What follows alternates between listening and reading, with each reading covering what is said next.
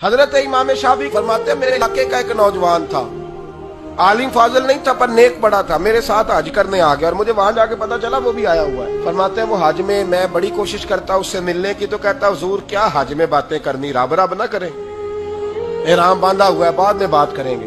فرماتے ہیں موقع ہی نہ دیتا، جوان تھا بڑا پرہیزگار۔ فرماتے ہیں وہ جب بھی دعا کے لیے ہاتھ اٹھاتا تو کہتا یا اللہ مجھے قبر میں بھی نماز کی اور قرآن کی توفیق دینا۔ کہاں؟ مولا علی ایک دن آ کے کھڑے ہو گئے، عرض کرنے لگے یا رسول اللہ جنت میں نماز بھی ہوگی کہ نہیں؟ حضور نے فرمایا علی نماز کی جگہ تو یہ ہے، وہاں تو اجر ملے گا نماز کا۔ تو عرض کرنے لگے حضور جہاں نماز نہیں نہ ہوتی علی کو مزہ کوئی نہیں آتا دن گزارنے کا، نماز ملے گی نا وہاں۔ کہاں جی؟ اللہ ہی خیر کرے، میں نے بیان ہی بڑا مشکل شروع کر دیا۔ جنت میں نماز کی تلاش۔ تو امام شافعی فرماتے ہیں کہ وہ نہ دعا مانگ رہا تھا یا اللہ قبر میں بھی توفیق دینا، اور میرے قابو نہیں آتا تھا، میں بڑی کوشش کرتا ذرا بیٹھے کو بات چیت کروں پر وہ نکل جاتا اور اپنی عبادت میں لگ جاتا۔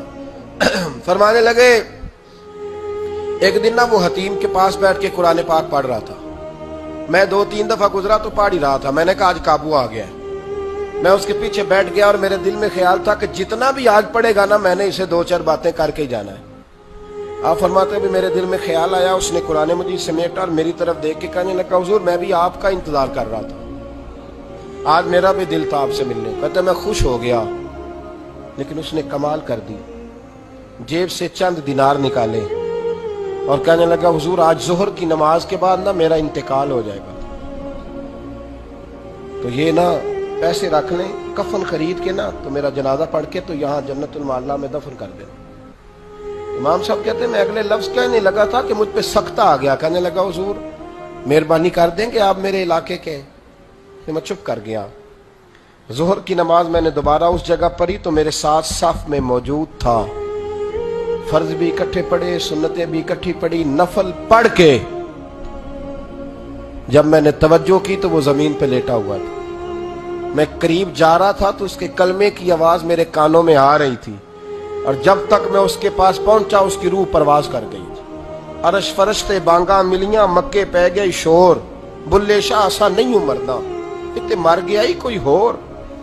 آپ فرماتے میں نے غسل دیا، کفن دیا، دفن کر دیا۔ کئی سالوں کے بعد میں دوبارہ آیا، اسی جنت المعلا میں مجھے ایک اور جنازہ پڑھنے کا موقع ملا۔ میرے دل میں ہمیشہ خیال آتا تھا کہ وہ تو کہتا تھا یا اللہ قبر میں بھی قرآن کی توفیق دینا، تو یا اللہ مجھے دکھا وہاں پڑھتا ہے کہ نہیں پڑھتا۔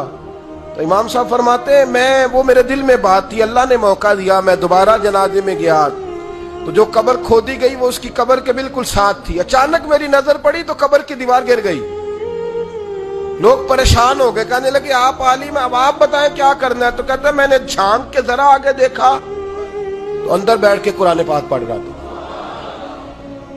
تو میری طرف دیکھ کے کہنے لگا السلام علیکم امام صاحب یہ دیوار شیوار کوئی نہیں گری، یہ اللہ نے آپ کی دعا قبول کر لی ہے، آپ کو پتہ چل گیا نا رب نے مجھے قبر میں بھی قرآن پڑھنے کی توفیق عطا فرمائی۔ سمجھ آ گئی نا آپ کو؟ فرمانے لگے اب دیوار بند کر دو اور مہربانی کرنا دوسروں کو نہ بلانا۔ میں ٹھیک ہو گیا، آپ کی دعا قبول ہو گئی۔ بھائی قرآن پاک سے دلچسپی شوق پیدا کرے، ذوق، یار کچھ نہ ہو سکے تو اسے دن میں ایک دفعہ چوم کے سینے سے تو لگایا کرو، اس میں ہی بڑا ذائقہ ہے، اس میں ہی بڑا لطف ہے، کبھی اس سے پیار تو کر کے دیکھو۔ یہ اللہ کی کتاب ہے اور اس کا ایک ایک حرف وہ ہے جس کی تشریح مدینے کے چاند نے بیان